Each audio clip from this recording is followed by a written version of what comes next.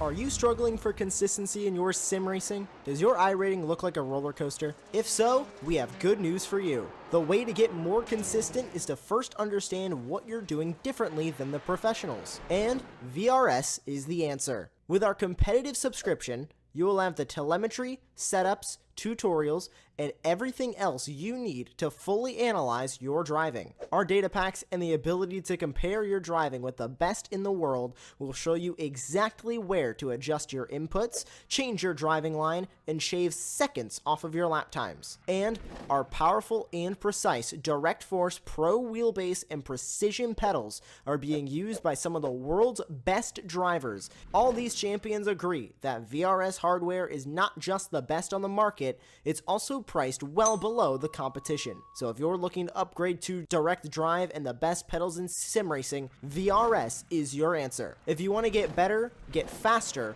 and make it happen sooner rather than later, you owe it to yourself to find out why so many people are switching to VRS. You'll be so glad that you did. Visit www.virtualracingschool.com and learn why the best use VRS.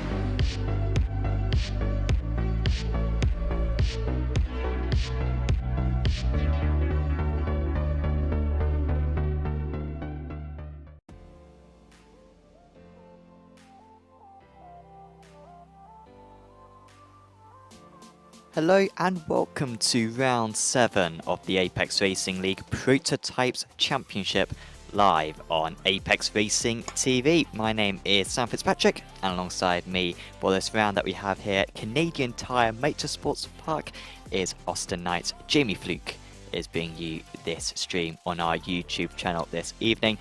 And Austin, it is the smallest circuit we visit all season. This circuit is small even in MX-5s. I wait to see how these absolute beasts of prototype cars will be able to manage this 10-corner circuit. Yeah, here we are at Mosport, this classic in the Canadian hills. It's such a fun circuit, and it is absolutely fun. Old school motorsports, they love coming here. Club circuits, they love coming here. The prototypes came here, I think, once, and then they stopped coming here. Turns 1 and 2, they're very fast, they are very long. Turn 2, long downhill left-hander, easy to lose the car on the outside to get caught in the grass. Turn 3, one of the most difficult corners in all of motorsports, said by Jackie Stewart.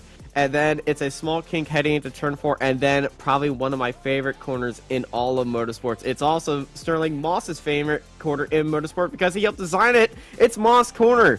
The double right-hander up a very steep hill, hard onto the brakes, easy to lose the car with a long entry and then a short 90-degree hairpin, and then it's onto the Andretti straightaway, which has 2 corners in it because we are here in North America and we love to count straights of kinks a corner. Heading into turn 8, it's a long flying left-hander, but you're going to be braking at the end of it for this banger of a ending section into 9 and 10. Turn 9 tightens up, and then turn 10, it's a lines you up 90-degree right-hander all the way onto the straightaway, and that is your lap guide here at Mosport. Yeah, no, I do feel like I have to defend the graphics for having those absolutely non-existent corners on the track. But I think we copied the iRacing corners, so very much blame iRacing for that. But that is remarkable. That Moss corner is 1 corner, and yet there are 2 corners down the Andretti straight. So very questionable stuff there. But the drivers won't care. We're currently 2 minutes into qualifying. But before we go to that, let's see the championship standings. Jack Wells currently at the top. Luis Ferrari was finally able to break his duck last time out at Hockenheim, and he sits 17 points behind. It's catchable for him. drop scores are included in that. You don't need to take them into consideration too much. It's very unlikely that they'll score less, those two drivers, than their drop scores. So pretty much 17 points to gain. If he wins all 3 races to the end of the season, Araya, he will be the champion. In the P2 Pros, there were pretty much no P2 Pros last time out. Grossetti was the only one, so it's very much the same story. Grossetti making up a lot of points, but he's still not in the championship hunt. Kraft and Civi Sabe at the moment at the top of that one, with Burke trying to chase them down. However, Civi, well, yeah, they are all 3 of them are around also.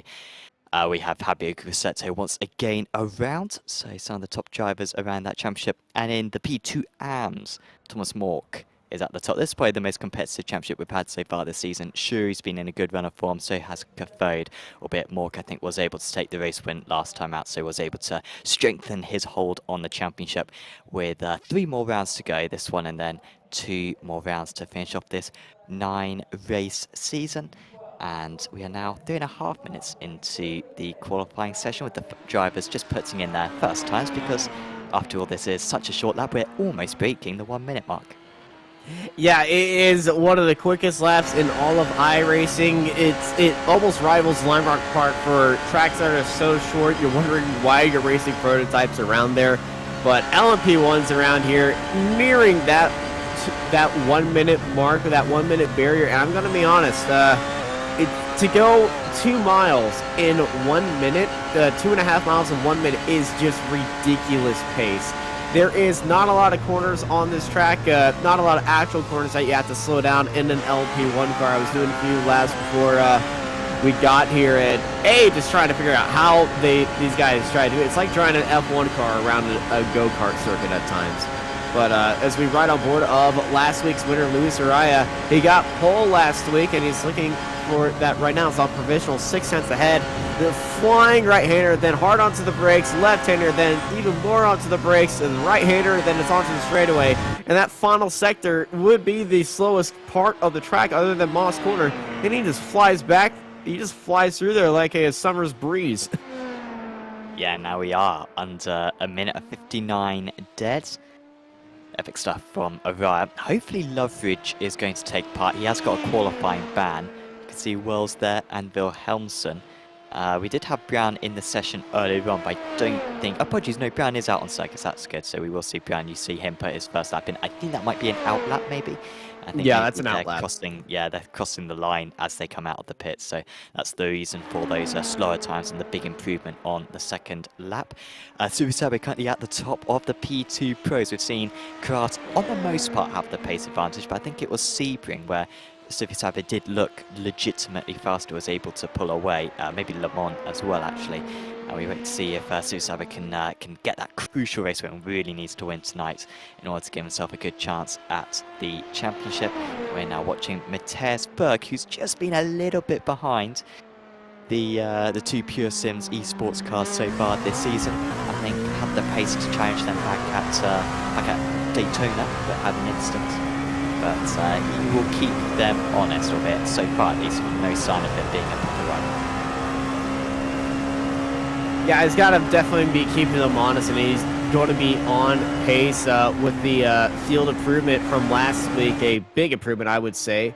The top 4 right now in the P2, well, the P2 field right now, separated by 2 tenths between Stevie Salzburg and Kraft. Matthias Burke coming across the line. He improved that final sector, comes across the line, but does not improve on his lap time, putting in a 106.98. Looking at Jack Wells. After last week's incident on the penultimate lap with Lockie Brown, do you think more drivers are going to be paying attention to how much fuel they put into the car? Yeah, I imagine so. That was quite a blunder.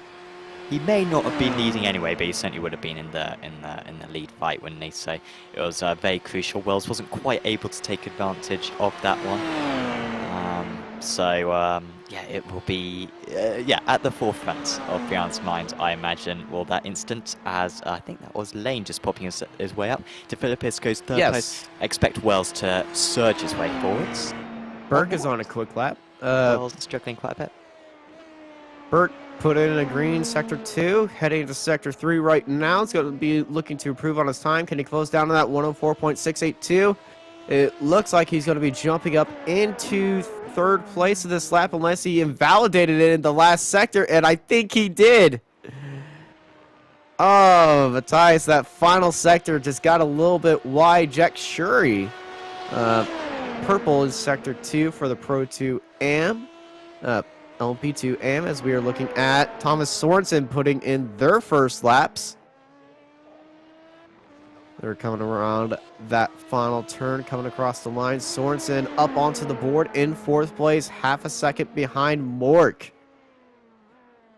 Jack Wells sits in 6th place in the LP2 Pros. He set purple sector 2, green sector 3. This is going to push him up under the 1 minute mark and up into 2nd place. That's a bit more like it. We've still got Brown on one more lap. He's going to be the last one. Most drivers haven't set too many lap times. I only set 3 lap times. Brown is going to set a 4th here. I think just the fuel being the limiter for a lot of these drivers. Brown, who has dominated several rounds this season. Le Mans, he was dominant. Spa as well, I think winning by about a minute by those occasions. But when we go to these circuits where he hasn't raced the P1 previously, he comes back down to a more mortal level. Still in the last 2 rounds, which he hasn't won, he has been leading at points.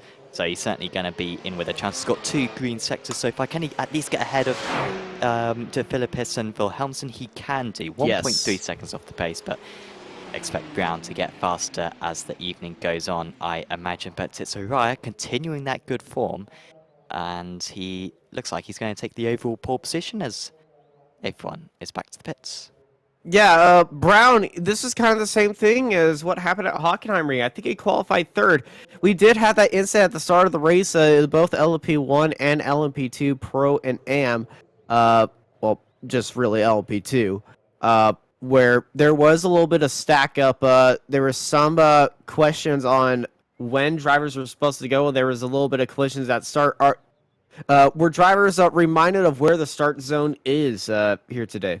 They have been. That's a good question, Austin. And it is between the 2 white lines on the start-finish straight. So just after the red and white curb ends, there's a white line.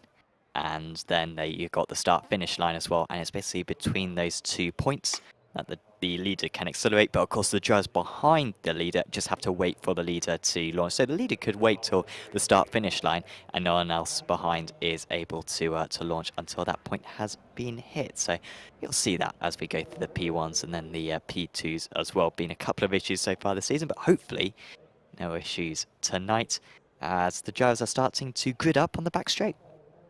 Yeah, they're all lined up. Luis Araya will be starting 2 races in a row on pole position ahead of Jack Wells, Lockie Brown, and Hilner Wilhelmsen in 4th place. Robert De Philippis, Josh Lane, and Matt Loveridge at the end of this LMP1 grid. Matt Loveridge serving a qualifying ban. Our LMP2s, Daniel Kraft is starting up on pole for them, followed by Daniel Civisasma, Fabio Gastretto, and Matthias Burke in 4th place. Thomas Mork is on pole for the Pro 2 AMs, followed by Morton Kofed, Jack Shuri, Thomas Sorensen, and Paul Joseph Cliff serving a qualifying ban as well. So I say it's time we get out there on track and get ready to rock and roll. Yeah, I apologize. I was saying before how they were lining up on the back straight. I thought that's where the drivers lined up around at this place, but it's actually a full formation lap that we have got. It's not a new track, and it's not that big of a track, too, so no, it would be I don't know why I thought it was. I think it's because it's like Silverstone, like that right hand is really similar to Stowe, and so I think that may have been like clouding my judgment a bit. But yeah, it is quite obvious it'd be a full formation lap. Yeah, it's such a small track. The other small track, Limerock Park, they do start on the back straight, but that's because it's a newly updated track. The newly updated tracks have that feature. The older tracks do not.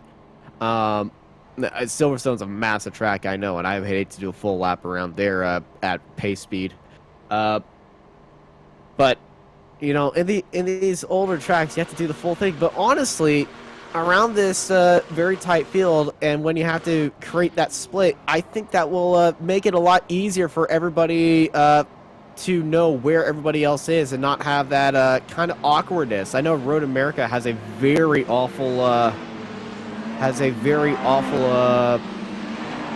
pace lap because it's one corner and then you go, and there's been so many incidents where everyone's so spread out that the back of the field's catching the front of the field hasn't gone, and there's a slinky effect, and there's sometimes crashes there. I've seen that happen at IndyCar events, IMSA events. I've seen the chaos of GT events that has caused, and that's kind of why some leagues have gone for the full formation lap at Road America. But it works at some places, it doesn't work at most. Most I say a full formation lap is kind of necessary. Yeah, I mean, the Road America one is silly, isn't it? Because you got the kink all the way to the Canada corner where you could have a dummy grid, but no, yeah, like you said, it's just the one corner. Also, Brown is starting from the pit lane. He's starting from the. That's probably a bit more pressing, isn't it? I'm not sure why that is, but he's in the car, isn't he? So I think he missed the. I think he's missed the grid. He hasn't got a quali ban. I know some drivers sometimes misinterpret the qualifying bans. But I think I'm going to go out on a limb. I don't think this is going to happen, but I think he's trying to pull a Jamie Fluke here and try to do a no fuel, no stop race. Just go clutch coast as much as he can and just try to just pass through everybody. Would be an insane. He would need to save. Well, he's saving right now by not being on the formation lap, but you know. Yeah. I think it's a mistake. I will give him £10.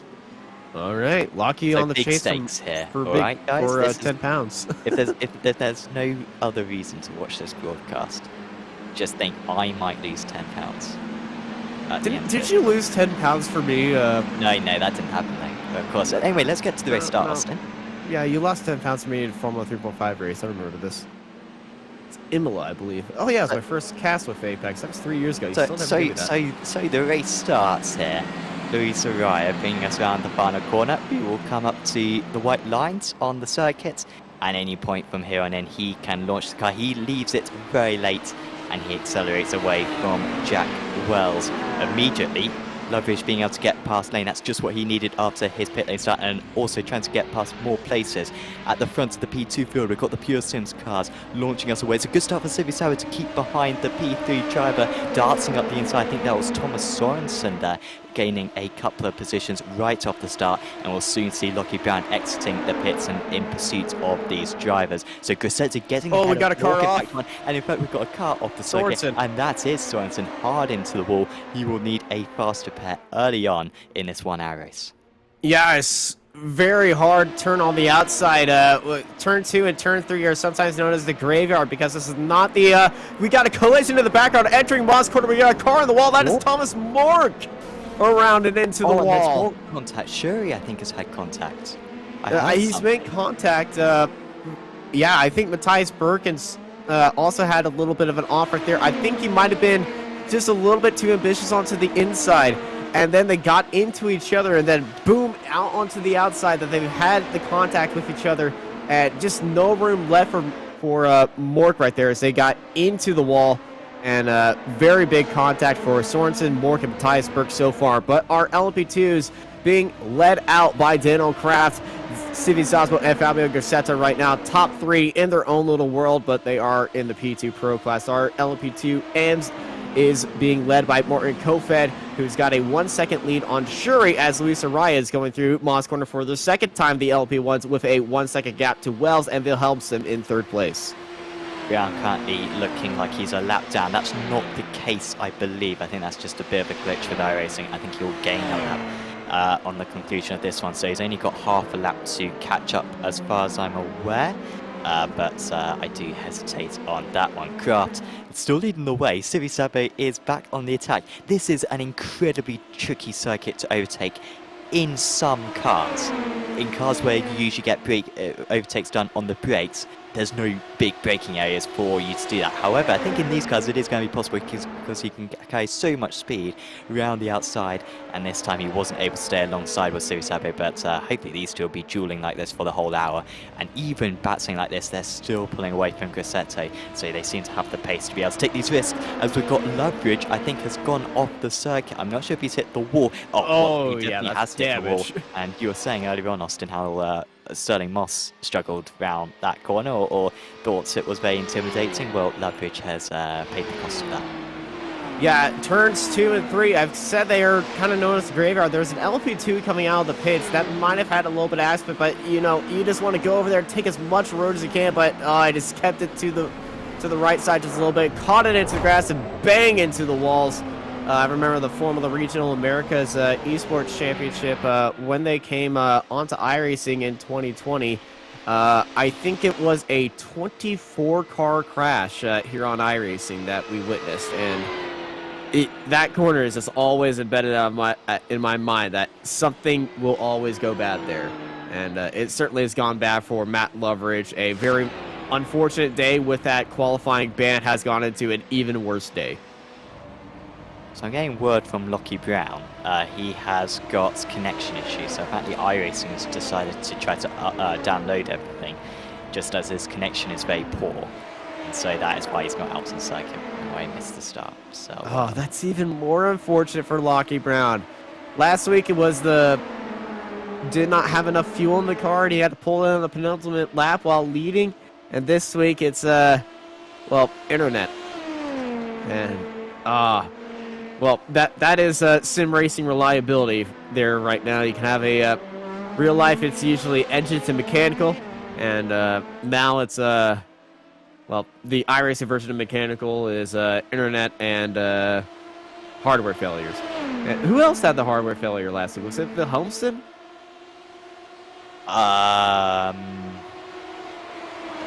No, who was it? It was one of the P1s. It was Loveridge last week, Oh, Loveridge last week. And yeah, of course he was having good bats with Wells, wasn't he? So, and that unfortunately ended. That's a shame.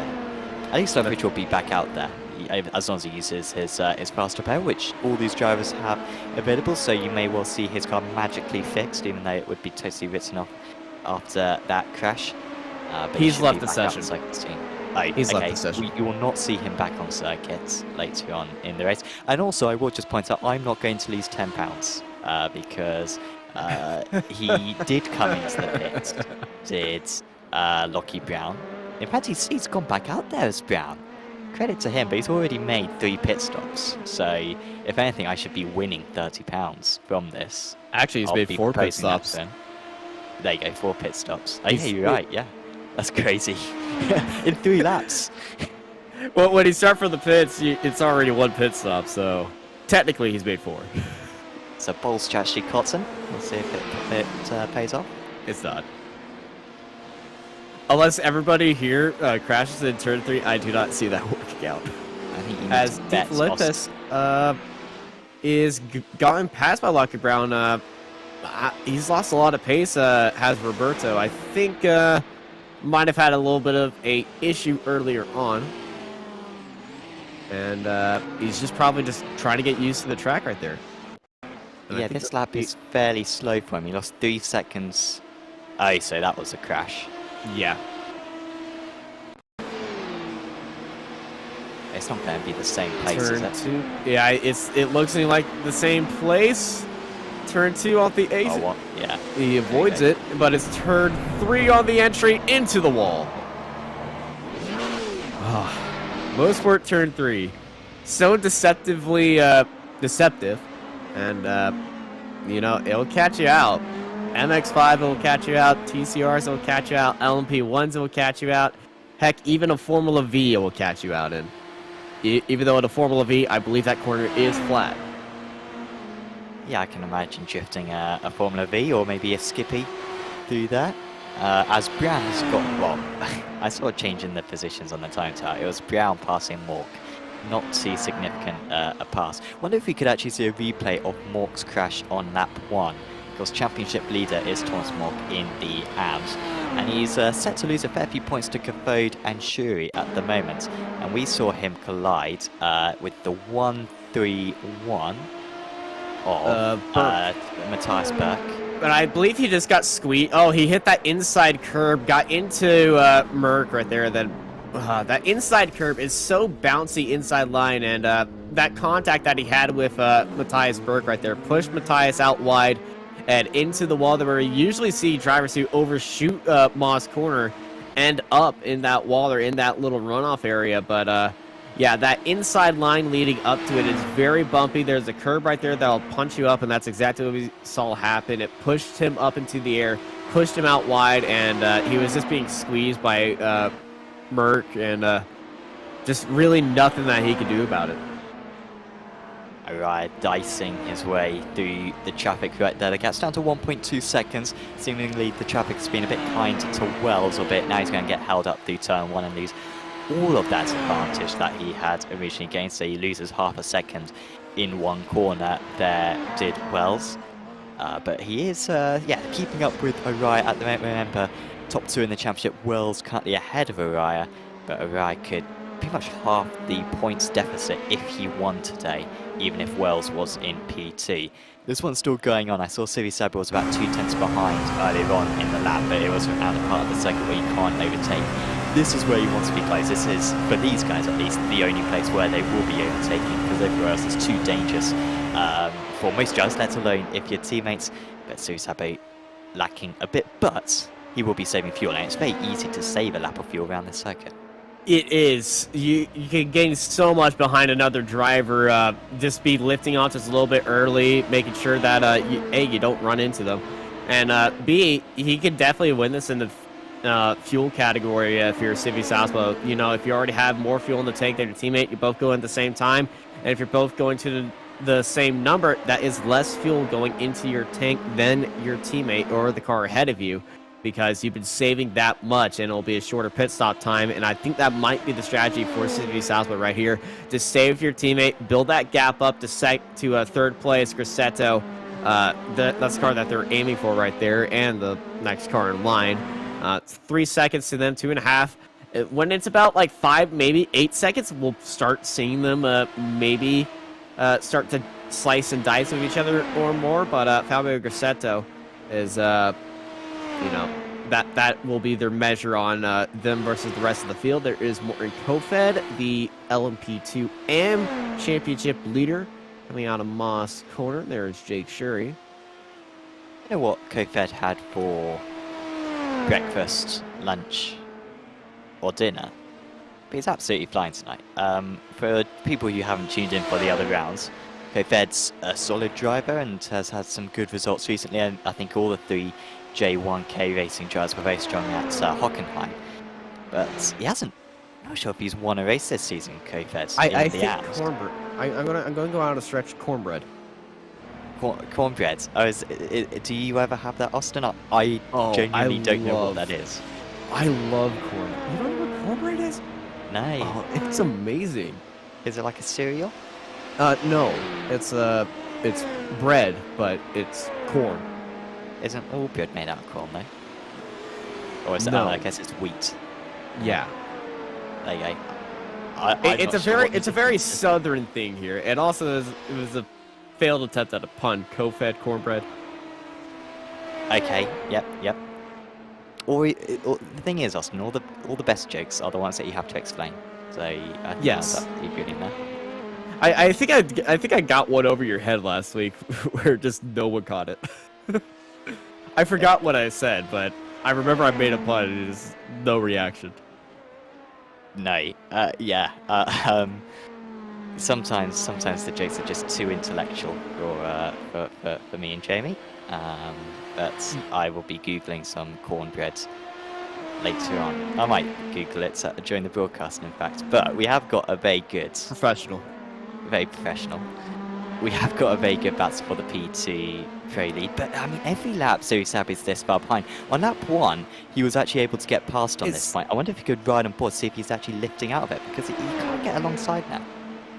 Yeah, I believe he might be lifting and coasting.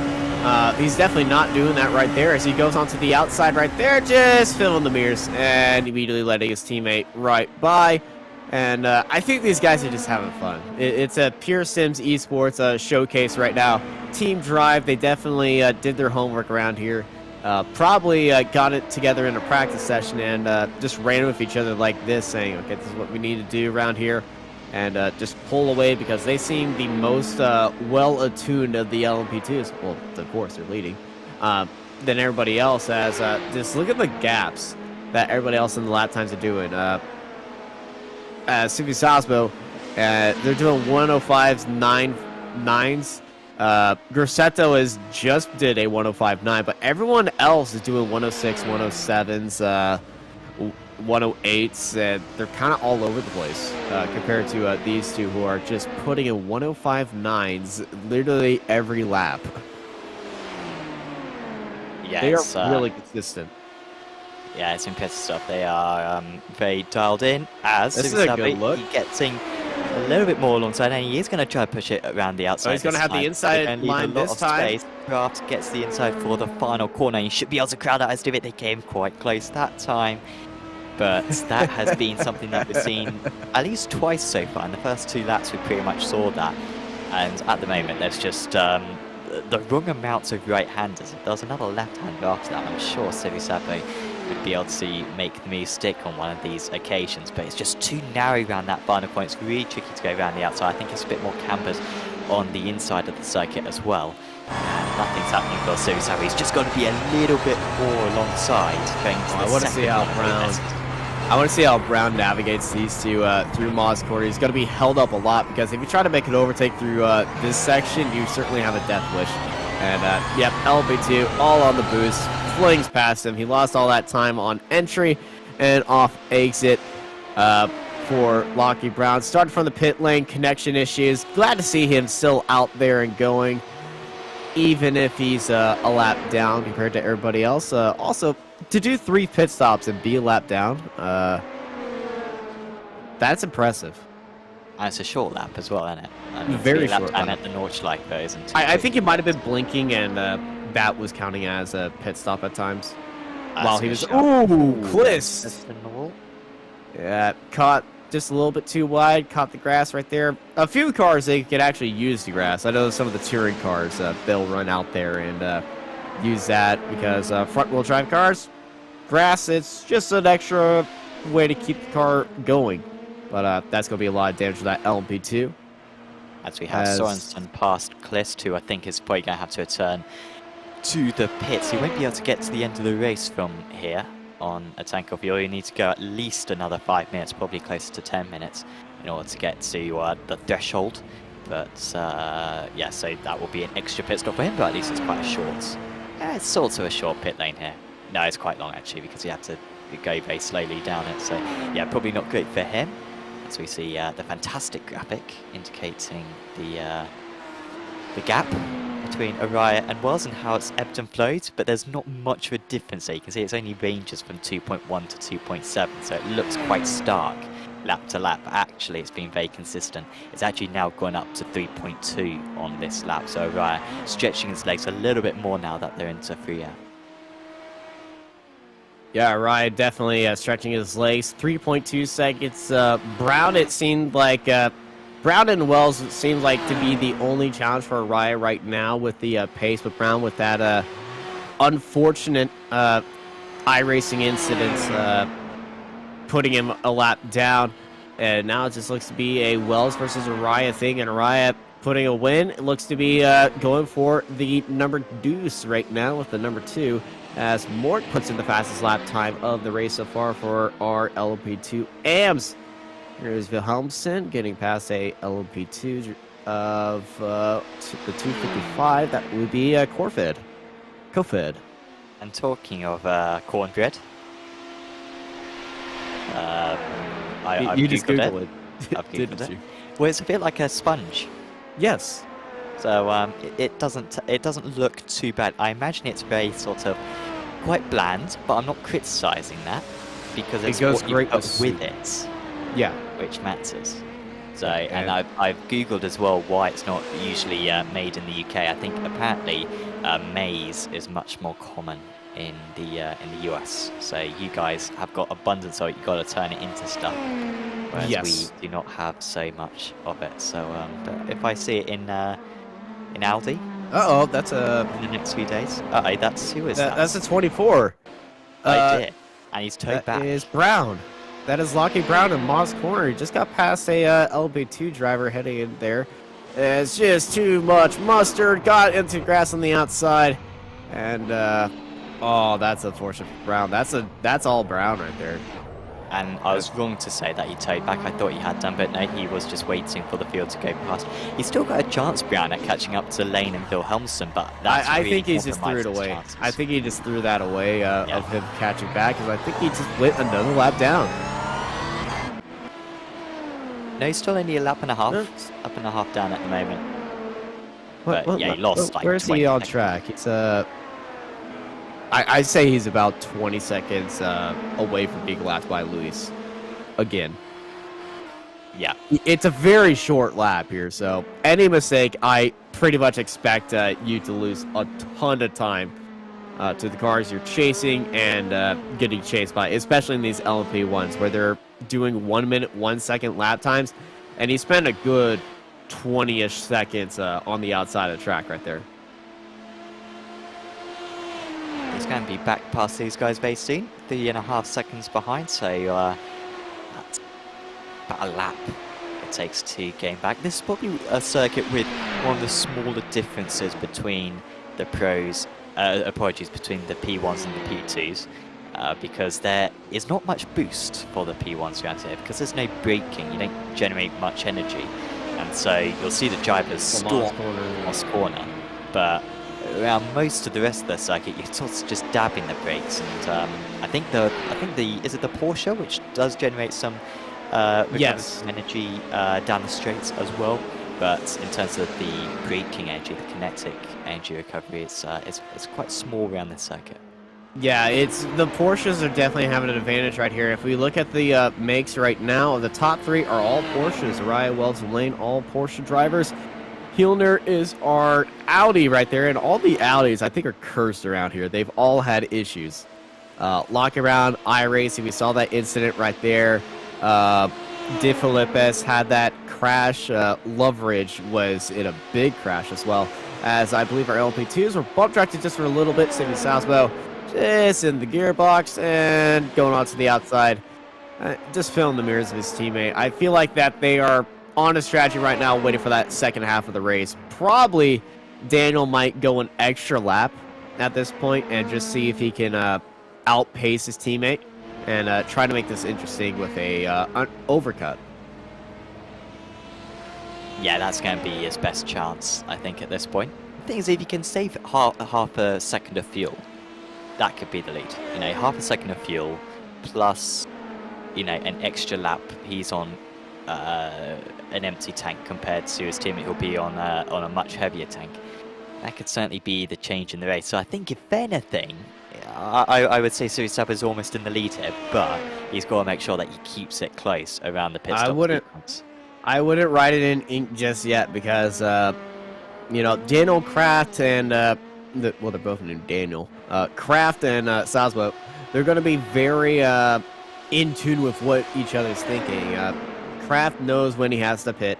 If Siffy Sazbo heads into there, he'll be at risk of running out of fuel at the end of this race. So he's got to go as long as he can if he wants to do that, and then he'll also have the option of following Kraft into the pit lane with him and go for that pit stop. The thing is, though, if he does follow Kraft in there, that will ruin any chance of having a very good pit entry, because Kraft will be pretty much blocking that pit entry. You could make an overtake into the pit entry, but with another car up there, he's got to slow up for Kraft if he does follow him in there. It's a good point, and it's something that he should certainly consider. And certainly when you're racing at circuits like Zolder, that's the most extreme one which comes to mind. As Suisabu is close this time. I'll wait to see if he pulls alongside. But Zolder, you've got to make sure that you get a clean run. I mean, it's 2 9-degree bends, right? exactly. You can gain about probably 3 seconds. Well, maybe not 3 seconds, but I think 2 seconds, honestly, by having a clear run into the pits compared to having a blocked run. So say if you're going through traffic around that circuit, if you have a lap where you got a clean entry, go for it. Even if it's 2 laps before you're running out of fuel. I mean, the more fuel that you'll have to carry for a couple of laps isn't going to cost you compared to the risk of not having a clear run, which of course it could end up in an incident as well. It's very tricky to judge that correctly, but yeah, it is certainly something that he needs to consider. Does those two drivers? Are we about to start my favorite conversation of racetracks, the most extreme pit ins and pit outs Well, on Jamie racetracks? has provided an idea of Montreal, which I think is a very worthy contender to Zolder. Probably is Yeah. the most extreme. Well, it's right on the racing line, and you know, if you have traffic, you don't go into the pit lane there, or else you're going to be losing a boatload of time or any advantage that you have. Also, Sabe back The ahead pit stops slightly. as Sasbo, I think, is passing Kraft. Nope, they're doing their same little dance this time, but Sasbo set up onto the outside, could go for a run heading into turn 1, but Kraft back ahead of Sasbo right there. I find Laguna Seca to have the most extreme pit in and pit out because it's pretty much 2 separate turns. Hard on the brakes heading in, and it's so tight in there that the pit speed limiter, if you follow the pit speed limiter, you will crash into that wall. You have to, it's pretty much a stop and go corkscrew in the Laguna Seca. And then coming out of the pits, there's a full-on hairpin. Yeah, you're absolutely right. And it's I do like narrow. it. I think the worst pit entry potentially is the one at Yongyang, the South Korean F1 circuit, where you had that long right-hander flat out, but if you were going into the pits, then you'd have to brake for it slightly and then take an extra curve. Fortunately, we never saw any impacts there. I don't think there were any feeder series which ever visited that circuit, and so that's usually when those kind of incidents kick off. But yeah, fortunately in Formula 1 we never saw that exact incident happen, but it's remarkable when you got a blank sheet and you make such a bad pit entry. Spa endurance pit with the hairpin in the middle of that. Jamie has seen cars roll there. I have seen cars roll there. I have been one of the cars that have rolled in the endurance pit. When you get funky with the setup at times, you could roll a MX-5 in that hairpin at times, and yeah, not enjoyable. No, it's I can't remember if I've certainly been in races where I've seen drivers roll it. I can't remember if it's been any like serious races like Spa 24 or anything. But You've yeah, seen me roll it on a broadcast, but not at Spa. Oh, okay, yeah. I mean, well, I think the most recent one at Spa was on like the proper pit entry, not the endurance one. Yeah, You had one in was this it? series. It was this series. It was heading into the pits. A car hit the wall so hard that they flipped upside down on pit end, and I think we had that similar incident in a other Apex Racing League. I think it was a TCR's, and Marco was there. That happened, and he threw a safety car from it. And that caused a lot of iffy things, but it was because that they had to go into the pits. And, you know, the pit entry was blocked. He thought, well, if they're going to be blocking the pit later, it was blocking something, and he threw a safety car from it. Yes, I think that was F3s actually. And F3s? yes, safety cars around Spa. Don't recommend it. Takes Yeah, a while. the command for going green next lap didn't exist back then. Oh, does that exist now? Yes, it does. Wow, I genuinely did not know that. But how does, because of course that whole thing is because of the pit sequence where you got to close the pit lane, then you got to open it, then you got to close it, then you go to green flag. But they just skipped that now. Oh, As we see Matthias Berg, another who was on the incident. comeback after having a crash at Moss Corner earlier on. That has not helped his efforts, and he is actually Toad. I think, out of the race, which would be huge for the championship. Our championship leader at the moment in the P2 rounds, he hasn't got a good job score. And he is too many laps down to come back. So this is going to be a change for the championship lead. Great news for Morton Cathode and Jake Shuri. Yeah, great news for them. Shuri and Cathode going to be happy about that one. More points for them. And Matthias Burke is clear this race. Apologies, I was getting a bit confused between Burke and Mork. So Burke isn't leading the P2 rounds, but still in the P2 pros, that will allow Grosseto to move ahead of him at the conclusion of this race and in the overall P2s as well, which I think some drivers will pay some attention to. All of those guys, Cathode, Shuri, Mork, and so on, so may all move ahead of him as well. Hopefully we just see him back for the next 2 rounds, as we are nearly halfway through this race. And I'll take this opportunity to give a shout out to one of our sponsors, SDK Gaming. And SDK Gaming provide our overlay and live timing that we use up here in the commentary box. I have been learning how to do broadcasting as well with the software over the last couple of weeks, and it does make it very easy, does SDK Gaming. Of course, there's so many elements, as you can see up on screen. We've got the little driver profile in the bottom left, you've got the battle box in the bottom right, you've got the timing tower on the left, and you can customize the logos as well all over the circuit. There's so many graphics as well that you can display on screen, and us commentators constantly using the live time so we know what is going on out on circuit. And we might even be able to show off the replay function as well, because Thomas Sorensen has damage, and just by the event viewer, which collects all incidents whenever a driver becomes stationary or goes off the circuit or gets overtaken, you can just click on a button, it takes you right to the incident, and that's why it's too much. The replay so quick. Sorensen miles away from making that corner, Austin. Yeah, he came in with too much gusto and hit the inside curb on entry of Moss corner. That would have been a lot less impact if he missed that inside corner on the first apex. Could have got that car slowed down, maybe before the wall, but yeah, he came in with too much mustard, and he hit that wall like he was at Wimbledon this week. Unfortunately, LP2s are not tennis rackets. I feel really bad because I was just looking at the on the YouTube chat and getting distracted, so I didn't exactly hear that Wimbledon reference, but I absolutely support it.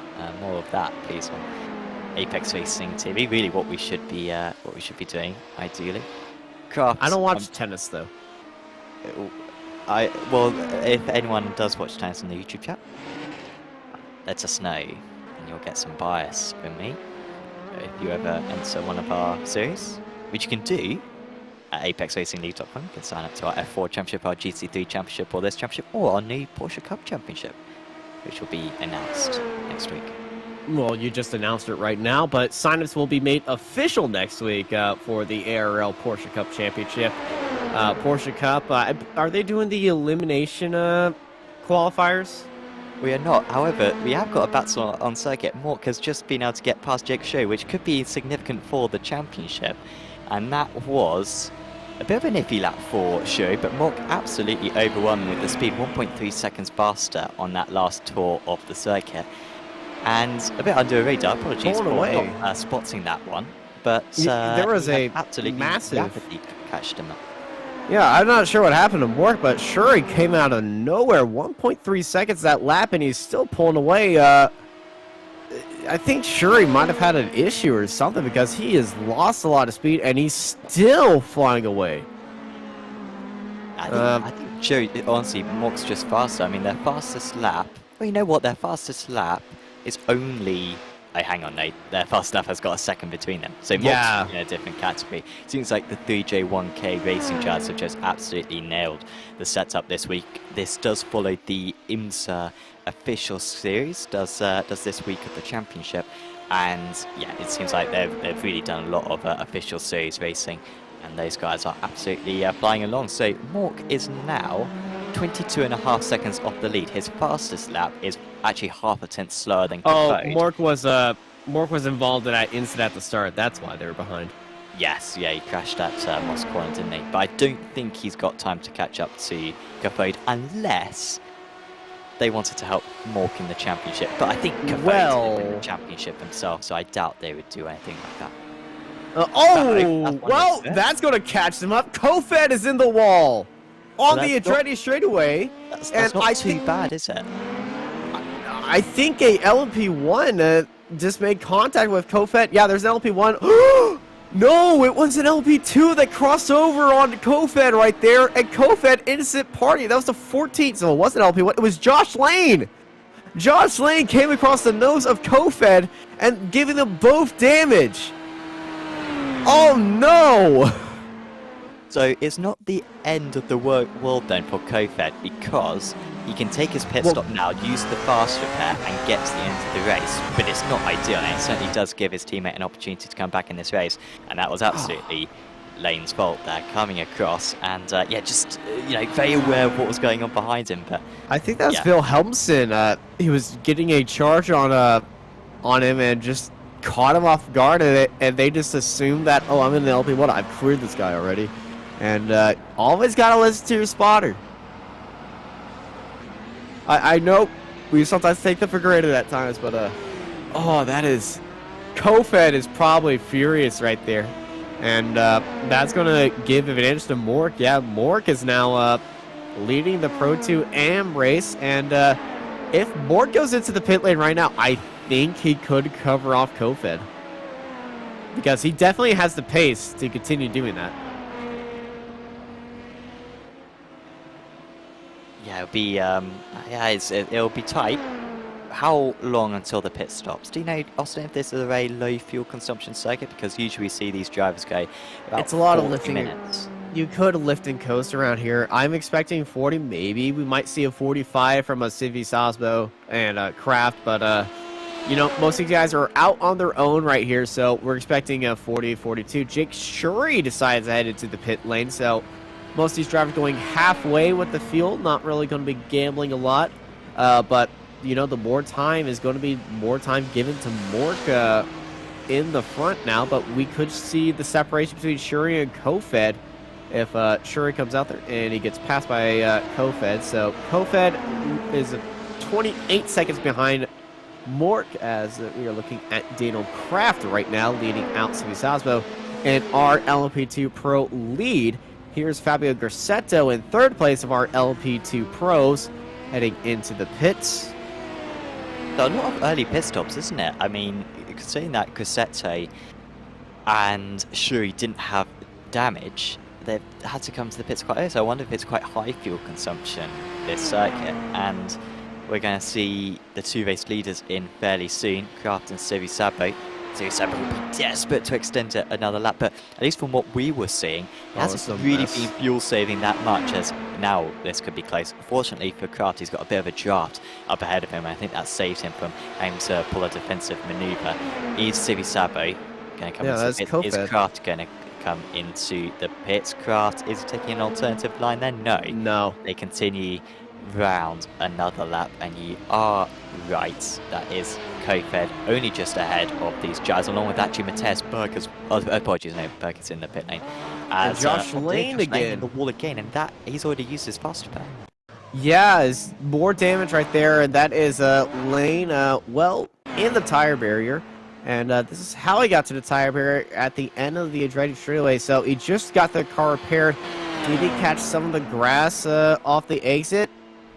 Yes, he did. And ice rink, boom. And this isn't, I know we're in Canada, but that is not the type of ice that you want to be on, especially in a car. And into the pits, Luis Araya is in the pits from our lead. I believe it is 7 seconds in the lead, and that promotes Jack Wells into the lead right now. And Jack is the just going to be staying out just a little bit more than Luis Araya, but most of our LMP1s are going to be heading out of the pit lane and this lap, so I wouldn't be surprised if Wells heads into the pits now compared to everybody else. Kraft and Sosbo, I think they're just going to be going until they run them dry. They got him past Kofed. Here is Mork.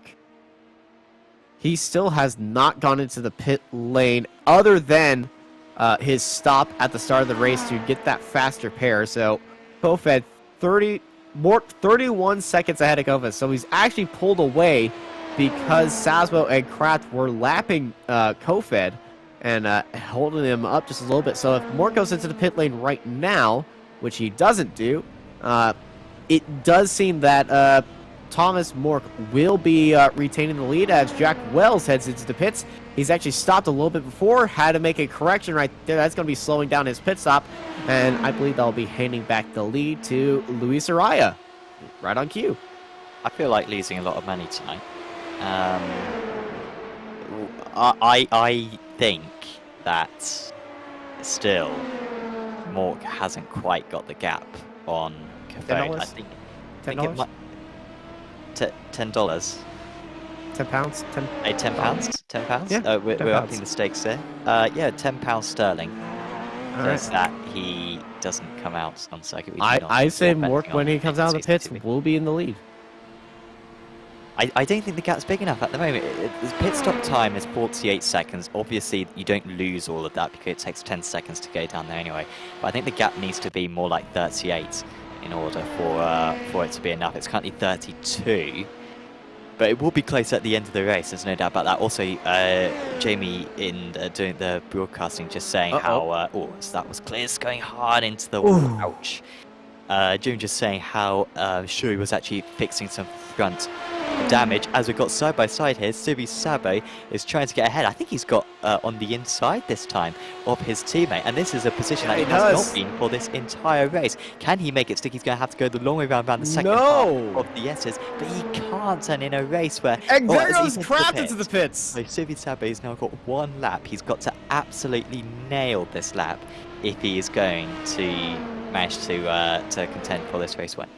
I think Kraft knew that he was going to go into the pits that lap and was just setting up Stevie Zasma to just be like way offline to give him a bad run heading into turn one, and then just give him the better line heading into the pit lane by giving him a much straighter line. Whatever the reason was, but Sasma, now your leader, and Kraft in the pit lane, and this is all going to be Sasma's lap if to see who will be in the lead, who has the pace, Sasmo or Kraft, and who will be in the lead. Speaking of in the lead, Mork is in the pit lane. Kraft seemed to be coming out near some traffic. I think that was Phil Helmston just powering past him, so he didn't lose too much time. Yeah, you're absolutely right. So Mork coming into the pits, and this is a swing of £20 sterling right here, guys. So this is tense stuff. In stationary was Kafode for 21.7 seconds. Thomas Mork is still stationary at the moment. He's off the exit. He's going to be coming out of the pit lane. And he's going to be quite close. Here he comes. Kafode is just ahead. And Simon Patrick wins £10 sterling right there. But he's very much catchable, which is the serious point and what we should really be paying attention to in this race. Kraft... so Suzo now into the pits. Kraft was stationary for 19 seconds, sorry. Kraft is coming up to 17, 18, 19. Oh, just so he gained barely. half a second. And so this is surely going to be a dead heat as he comes out of the pit lane. Sivi Sabe coming up to speed. He looks like he's cleared him. Clear. He's cleared so him. It must have been an absolutely fantastic in that. Yeah, there's Sasbo, there's Kraft right there. Sivi Sabe is ahead. He's done the work. He's 2.3 seconds ahead with 20 minutes to go. I love pit stop drama. Absolute masterclass by Sasbo with that in-lap, and it was probably all that fuel that he was saving. He saved 8/10 stationary, and then he didn't have any racing heading in or out of the pit lane, unlike what Kraft did, because Kraft was on the outside, and it seemed like kind of a knee-jerk reaction of Kraft to head into the pit lane after having that side-by-side with Sivi Sasbo. So I'm not surprised that that's happened, but by that gap, that is what surprises me. 2.4 seconds for Sasbo in the lead of our LMP2 pros. And Kofed and Mork, they're separated just by 4 seconds now after their pit stop cycle. And Kofed, after that crash, and Mork, after their crash, they are very on balance with each other. gap going into this race between the two teammates, Series Cyber and Kraft. It was 7 points in the advantage of Daniel Kraft. If it ends like this, I believe Series Cyber would score 5 more points and be able to take a chunk out of that championship lead. But I will just check the regulations on that matter. So it would be absolutely huge for the championship and me make it a showdown for the final 2 races.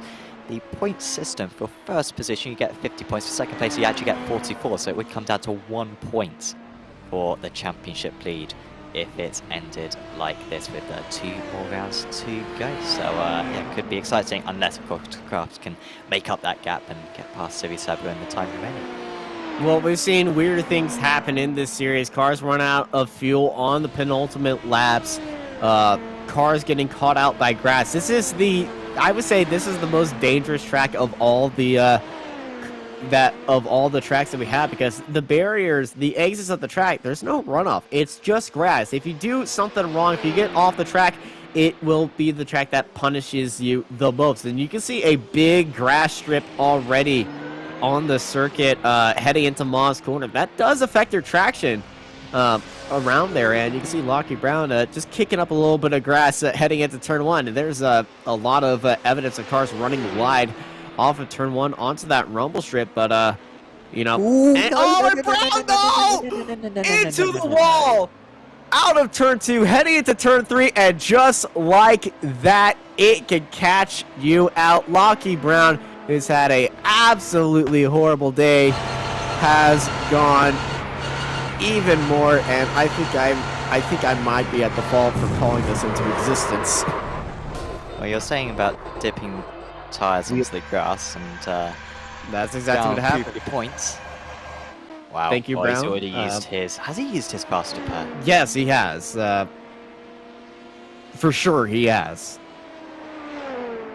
He's been having so much incidents, but it's definitely another trip to the pit lane for Brown, and Wells has gone into the pit lane again. I did. That is not scheduled. So yeah, pit stop. Sorry, earlier on was only 3.67 seconds. So he just took no fuel. That's a faster pair. That's a faster pair for Wells. I think Wells had an incident and just did a faster pair. But that was mid-race, no? I thought he was in the pit No, lane. No, that was lap 42. We are on lap 42. He just came out of the pits this lap. I feel like this is to do a faster pair. Or it was a stop a splash of fuel. This is odd. Incident limit. Incident limit, probably. Stop and go penalty. I think that's a drive-through, though. And I set up the session. So I think it's just a drive-through. Unless, well, I am an admin, so let's see if he has got to the instant limit. Nope, no one set the instant limit. The highest we've got in the race is 8 at the moment for Josh Lane. So that is head-scratchingly odd for Josh Wells. What was his first pit stop time? Do you know? I was looking at the wrong pit stop time there, so I was thinking his first pit stop time was 3.67. So, yeah, I don't know what his first one was. I am unsure. Fortunately for him, he's maintained... Yeah, everybody else is a lap behind him, but Wells and Raya's gap is, well, bigger now. Well, look at this gap. Series Cyber and Crafts. Series Cyber's just absolutely dominating all of a sudden. This is absolutely mega stuff. He isn't setting his fastest laps of the race necessarily, but he's coming close to it. His fastest lap is a 105.28. There's a 105.4 and you can see he's for you. consistently lapping within quarter of a second of his best lap time. And Kraft has got no response. He's losing half a second, best part of half a second every lap. Yeah, and Stevie Southwood, well, he knows how Kraft takes this line, and he's just been consistently saving his tires and doing whatever he can to stay right behind Kraft, and he was being helped by the draft, got his lead with the pit stops, and then it was go, go, go right there. When Kraft headed to the pits, Stevie Southwood said, okay, goodbye. And, well, yeah, that's certainly the last Stevie Southwood saw of Kraft. Maybe had a little bit of view from his rearview mirror, but 7 seconds up the road here, you're pretty much already out of sight from the other driver. And The battle for the P2 pros, for the race lead, is probably ending. However, the battle for the P2 AM lead is hotting up. And Yeah, it is. Morten Capote, who won me £10 earlier today, I am heavily in pockets from these predictions so far tonight. He is currently 2 seconds clear of Thomas Mork. Mork, though, consistently 3 or 4 tenths to a second a lap faster. That gap's come down from 3.7 seconds in the last 5 laps. If that gap keeps coming down like it is, this is when we need the AWS graphic, which is the worst thing, of course, which F1 have ever done, which is saying something. It would probably say, I don't know, in 50 laps or in 2 laps, one or the other. But I think in my mental maths, about 5 or 6 laps, which will I'm going to be leave him honest. about six laps to get the move done. AWS is not the worst thing F1 has ever done. The worst thing F1 ever done was elimination qualifying. That only lasted 3 races. I think it's a tight battle, though, because at No, least they no, got no, rid of it only- elimination. Yeah, they got rid of elimination qualifying. The thing is, though, AWS sometimes provides information. You see, I debate that. I don't think it ever has. And anyone who's got any thoughts of this on the who's watching, let us know We on have the our own AWS. Fluke Web Services says he'll be in there about 7 laps. Overtake difficulty of pretty. Does that say tough? Tough. My dyslexia is going at me again. See, that is more accurate than anything that AWS have ever provided. So, Well, Jamie it is Fluke, he good. knows his race cars, so Exactly, You he know. actually knows about racing. He's using common sense. yes. But the good thing is that you barely ever see. I don't think I've seen the tire graphic, because I mean that would be totally something we could do, where you just put like some numbers on the screen, some random numbers on the screen. Could. To say that, I don't know, Mork's got 10% front left or something. I mean, there you go. I'm saying it, guys. Cathode has got 10% front left. Sam Whatever that Web means. Services. Fitzpatrick Web Services. There you go. You can pay me FWS. $1,000 to provide this service to you. But this information that we got up on screen, the sector times, that is more relevant. It's telling us how much that gap is coming down. It's down to 1.5 seconds now, and I think Jamie's prediction of 7 laps to make the move, I think, is going to come true.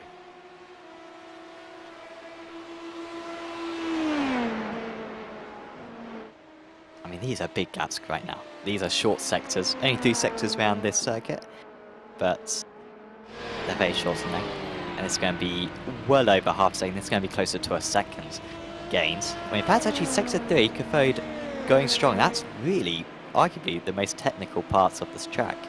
It is. Cathode was able to hold off around that part, but it's just a matter of time. And of course, they are teammates, Austin, and that will influence the way that they run. It is their.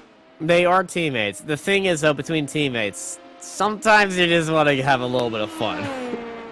And we saw with Salzburg and Kraft, they were taking it easy when overtaking, but they were not just taking it easy when racing each other. They were still racing each other. They were just giving each other room. Mork knows he is faster than Kofed. Kofed probably knows this as well.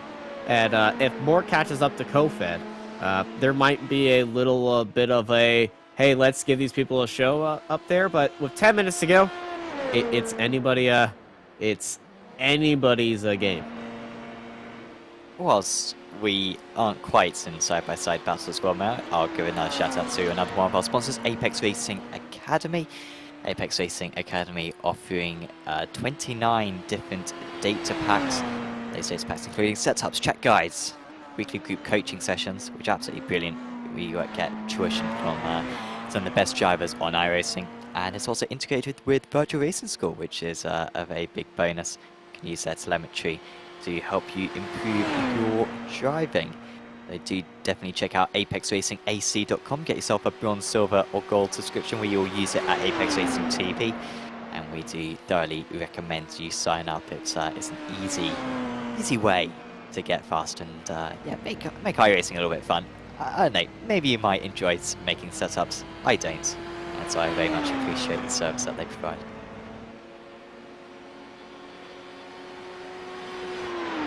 gap between the P2 leaders, P2 AM leaders, sorry, down to under a second. Apologies, 1.2 seconds. It was coming up slightly different. It is now under a second, though. I can now confirm it's under a second.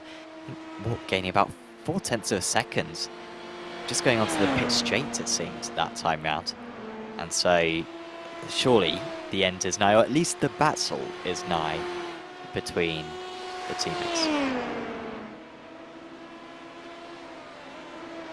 Yeah, 1 second, and that battle will bring up our battle box right there between Kofed and Mork. Other cars in proximity to them on the lap is also there as well. So Mork is closing in on Kofed. Let's ride on board through Boss Corner, and that is a wide line by Kofed. But Mork, it will be getting that draft with 7 minutes to go. This is going to be a very entertaining ending to this race in the LMP2 Amateur Championship between Mork and Kofed, the 229 versus the 255 drivers, as they are really going to be giving us a show here. And through the final sector, to see how much Mork has closed in now. Half a second separates them, and a pretty much a 3/10 gain that lap for Mork. And you have to go back, and maybe Kofed shouldn't be thinking this right now, but that instant with Josh Lane earlier on in the race, where Lane made contact and forced Kofed into the wall. If it weren't for that, he would probably be another 10 seconds up the road right now. Oh, but definitely. Instead, this is the battle that he's got to fight, and if he could survive this, I'm sure this race win would be a hell of a lot more satisfying for him, and maybe that's the motivation that he's got to try to find right now. Well, he's gained 3/10. He's holding on. He actually gained, like you said, gained 3/10 in the middle sector, which tends to be where he struggles. But when he can actually hit the apex of Moss Corner, he is able to hold back his teammate as Mork. Well, let's see what this lap time is going to be for Mork. So on the last lap, he did a 1 minute 6.3. Oh, that's rusty from Kofed. So, that was a good rusty. lap, and then he's undone it on that last corner. Yeah, he looked like he was on par for a 106.2, and he lost pretty much 2/10 in that final corner right there. Kofed and Mork, very in tight battles, and I think Kofed just sees Mork right behind. He knows that relative's right there, and I feel like he's just feeling the pressure just a little bit. Half a second separates them right now. New fast lap for City Salzbo in the P2 Pros. Here's Moss Corner right now. I would say the make or break corner for these cars, and just look at that gap. Half a second now for Mork and Kofed. That gap we saw with Sisby Salzbo and Kraft to get a run was about 1/10 before you could get a run onto the outside. So we are closing in with 5 minutes to go between Mork and Kofed in the battle for the lead, and Mork is just he's not really sending it into these corners. He's just driving his own line and closing in that final sector. He's really lining himself up, and it's going to be half a second, under half a second now for Mork closing in on Kofed. 2/10 gained that time by. If he can continue this pace, it is definitely going to happen in the next 2 laps. It's just a matter of when and how, because Kofed through that first sector, very fast and flowing and not getting disturbed by dirty air. The thing is, though, I see Jack Wells closing in on these two.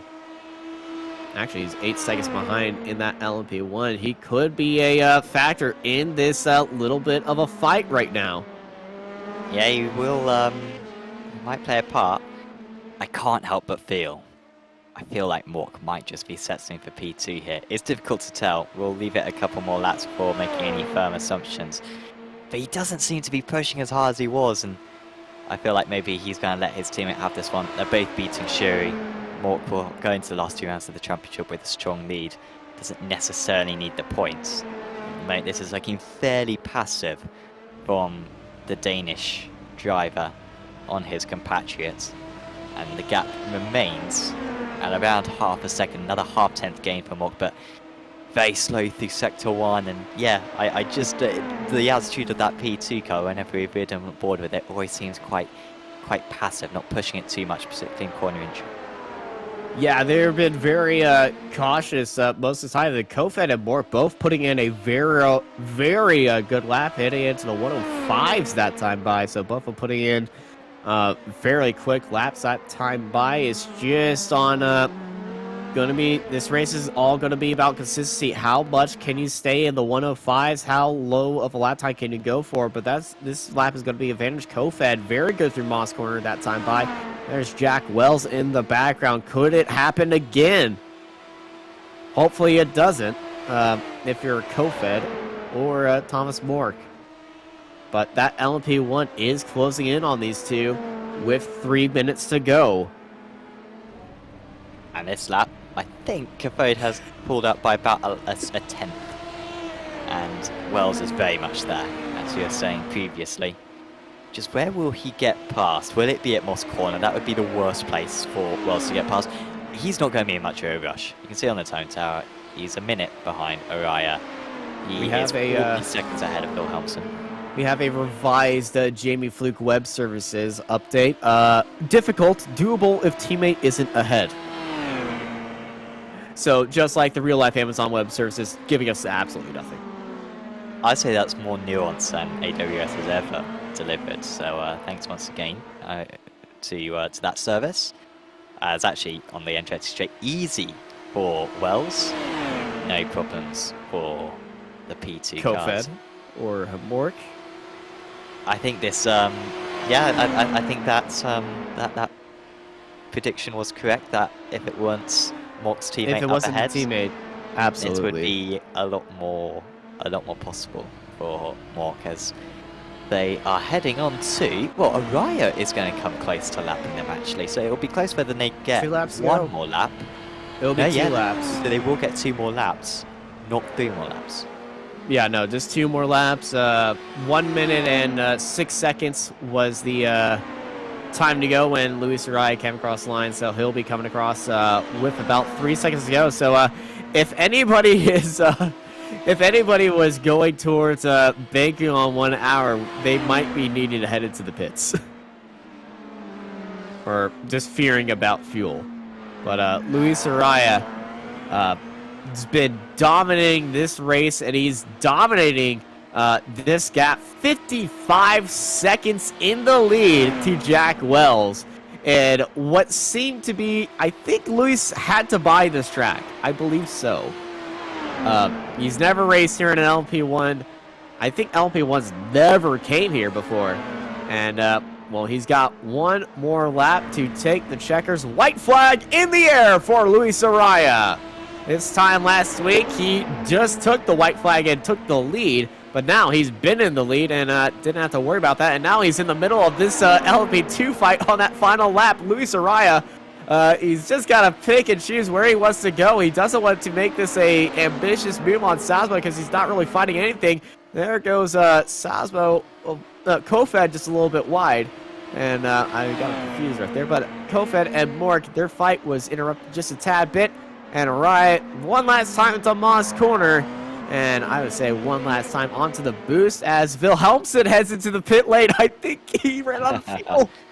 It's good to be safe. He's got time, and even coming into the pits, he will still be able to complete the next lap at least.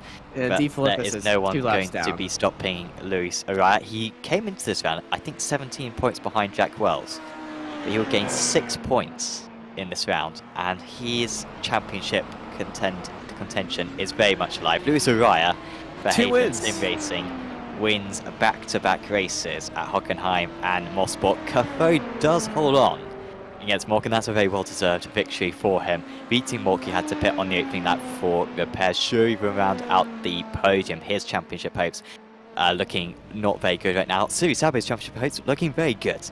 He is now just 1 point behind his teammate Daniel Kraft, and look at that, the fastest lap of the race as well on that last lap.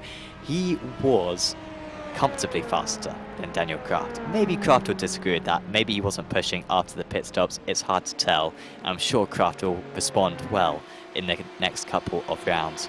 But at least tonight, Suri Sabo was the class of the field. Grassetto is going to finish in P3. That is a P1 car just in front of him. Jack Wells, who will finish runner-up and get important points for his championship hopes with Brown having a mare tonight. It is very much a two-way battle now for the title. And Wilhelmsen also crossing the line, the last driver to cross the line after that extra little pit stop right at the end of the race. Pit stop to end out the race right there, but what a day for Luis Araya. I think 2 wins in a row would definitely have that out, would definitely be up there, and I think the Hayden Sim Racing 93 team is going to be very happy with that performance. Araya in control. In control all of today as he takes the win, followed by Jack Wells, 56 seconds behind him. Jack had a up and down day. Wilhelmsen pit to end out the day in 3rd place. De Filippes in 4th. Lockie Brown up and down day. Josh Lane had a big crash with a Kofed. Did not take Kofed out of the lead, thankfully. Finishes in 7th. And Matt Loveridge continues that string of bad luck. Our P2 Pros, Sivi Sasbo takes the win from Daniel Kraft after nose to tail for the first half of the race. It was not that case after the pit stops. As Sivi Sasbo came out 2 seconds ahead and then improved that gap. Grosseto in 3rd and Matthias Burke in 4th place. And then in our P2 AM Championship, Kofed and Mork, the 3J1K Racing teammates, finish in a nose-to-tail drive. Thomas Mork with a big recovery drive to get back up into 2nd place after a crash in the first lap. Kofed in the middle of his race involved with that crash by Josh Lane. Able to hold on for the win. Jack Shuri in 3rd place. Paul Joseph Kliss in 4th. And Thomas Sorensen finishes out in 5th place, though Kliss and Sorensen both having massive crashes throughout the race. And that is your results here at Mosport. Yes, and we'll get some interviews now with the drivers, anyone who's watching this back, who maybe takes part in any one of our broadcasts here on Apex Racing TV. Post-race, join our Discord channel. There's always a link to that in whatever YouTube stream we are doing. If you hop into the interview waiting area, then we will jack you up and ask you some interrogating questions. So yeah, if you want to do that, do it for any future racing.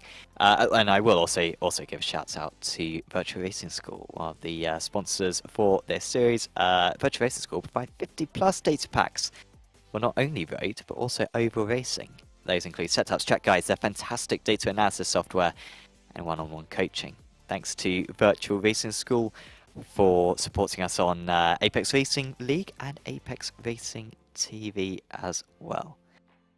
So we have got some drivers waiting for a chat. Austin, would you like to have the first interview? I know I gave you Luis last time as well, but I am willing to give you the honors this week as well.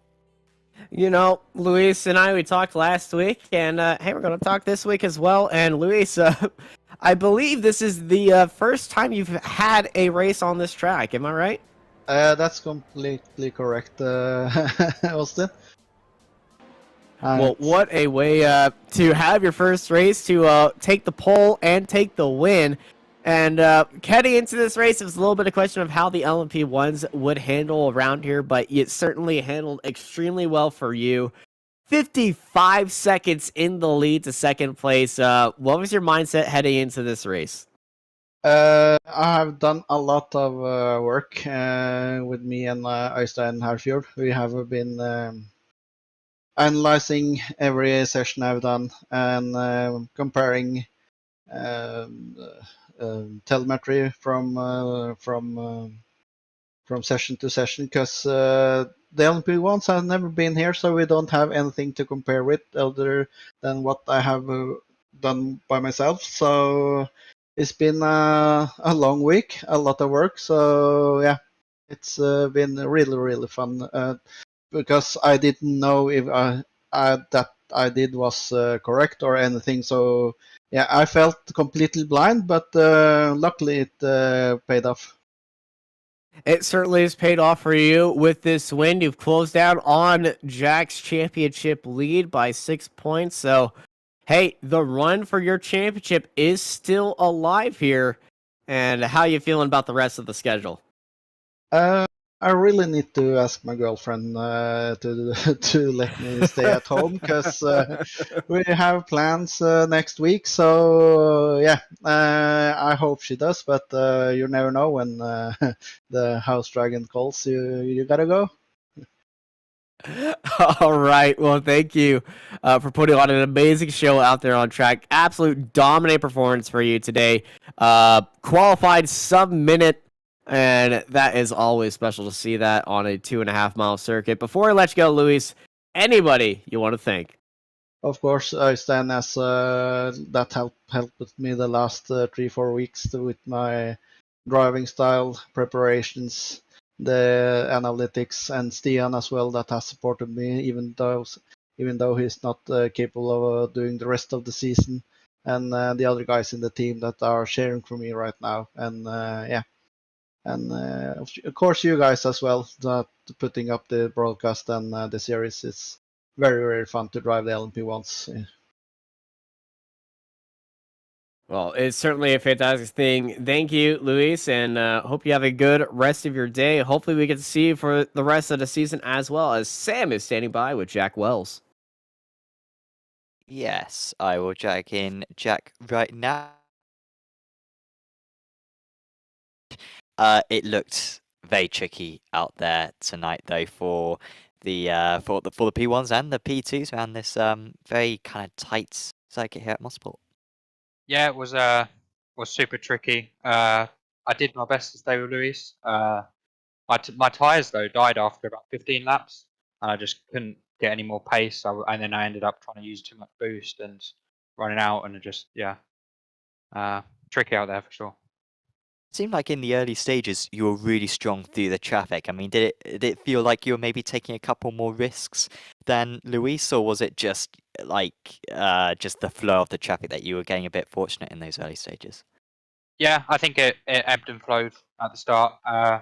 It took me a while to get into like a comfortable place because I just had the like championship standings in the back of my mind for the start. So, and I know that obviously this combo no one really has any experience of, so you don't know where the normal places are to like move to the left or send it up the inside and stuff like that. So just playing it as safe as I could, but also trying to get a good result.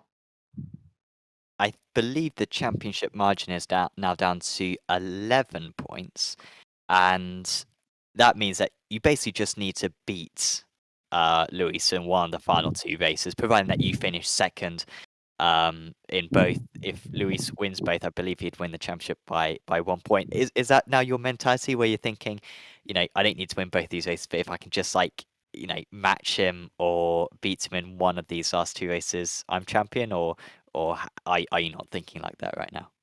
Yeah, it's kind of trying to be one race at a time. Obviously, you can't avoid thinking about that in that way in some form.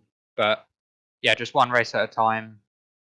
Do what I can do. I mean, if Luis comes out on the next two races and beats me on pace 1-for-1, then I couldn't have done anything different. Then he deserves it. So yeah, it was a bit annoying tonight because I had a little incident. I think it was Daniel Craft where I got a full wreck. So lost a point because of that.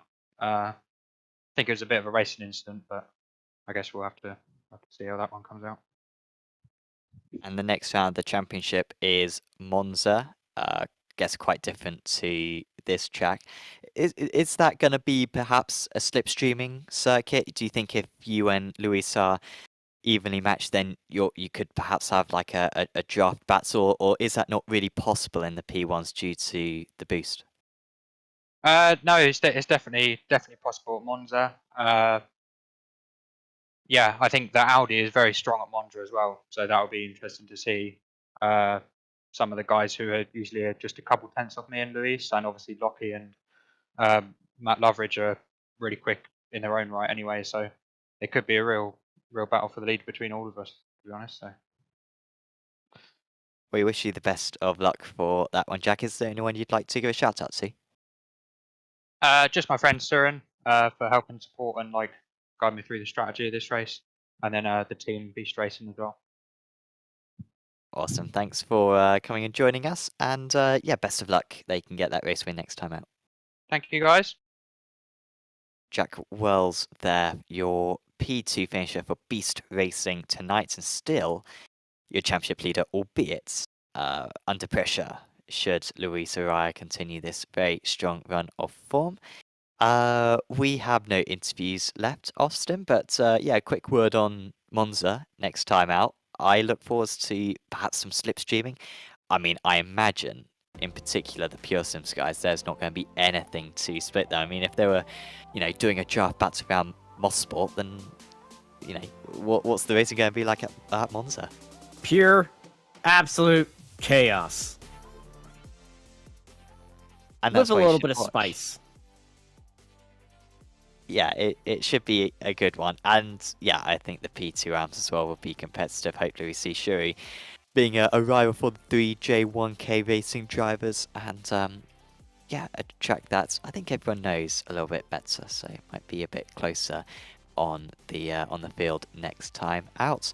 But that is pretty much all we have time for on Apex Racing TV. There are plenty more broadcasts coming up in the near future. In just half an hour, I will be back. And With me? potentially Austin as well. Either, and this is some choice. So you got me, so that's amazing to start off with. That's enough to watch anyway. But you'll either have Austin Nights. No, Sam, it is me. Chaz said no. Oh, okay. Well, I was going to say professional broadcaster, international, commentator, Chaz Jacob. But instead you got Austin, which is a huge upgrade. So if you want to listen to us talk about cornbread for another hour, you know where to go. So that will be on in a bit. And then tomorrow we've also got the Apex Racing Academy Formula 4 Championship. That's a really fun race. We've also got the Formula 3.5. That's the official series. That will be on a little bit later. And then got IGP Fun on Sunday. Beck Racer Ford isn't on Sunday, but I think it's... No, it is on Sunday, apologies. Yeah, so that one's back. Monday, we've got like Rick Motec, and Tuesday, ARL GT3 Trophy. We've also got, of course, our new Apex Racing Academy Porsche Cup Championship starting up in a few weeks. So basically, subscribe to Apex Racing TV, like this video, and therefore you'll get recommended our videos more in the future. And check out our social media platforms as well on Twitter, Instagram, and Facebook. But for now, for myself, Sam Fitzpatrick, from Austin Knight and from Jamie Fleek, we are going to say goodbye, and we'll see you back next week at Monza. See you then.